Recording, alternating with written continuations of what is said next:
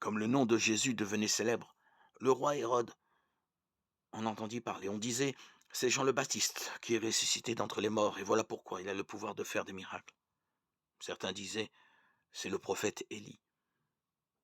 D'autres disaient encore, c'est un prophète, comme ceux de jadis. Hérode entendait ces propos et disait, celui que j'ai fait décapiter, Jean, le voilà ressuscité. Car c'était lui, Hérode, qui avait fait arrêter Jean et l'avait mis en prison. En effet, il avait épousé Hérodiade, la femme de son frère Philippe, et Jean lui disait, tu n'as pas le droit de prendre la femme de ton frère. Hérodiade en voulait donc à Jean, et elle cherchait à le faire mettre à mort. Mais elle n'y arrivait pas, parce que Hérode avait peur de Jean. Il savait que c'était un homme juste et saint, et il le protégeait.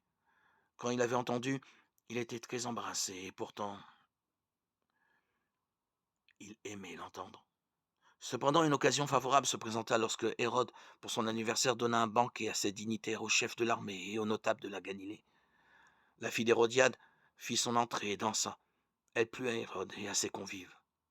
Le roi dit à la jeune fille, « Demande-moi tout ce que tu veux, je te le donnerai. » Et il lui fit ce serment, « Tout ce que tu me demanderas, je te le donnerai, même si c'est la moitié de mon royaume. » Elle sortit alors pour dire à sa mère, « Qu'est-ce que je vais demander ?»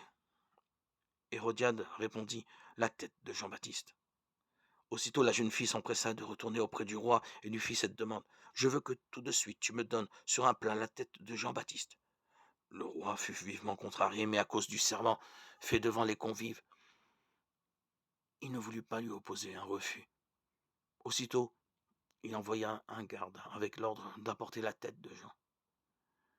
Le garde s'en alla et le décapita dans la prison. Il apporta la tête sur un plat, la donna à la jeune fille, et la jeune fille la donna à sa mère. Lorsque les disciples de Jean apprirent cela, ils vinrent prendre son corps et le déposèrent dans un tombeau. Marc 6, 14, 29.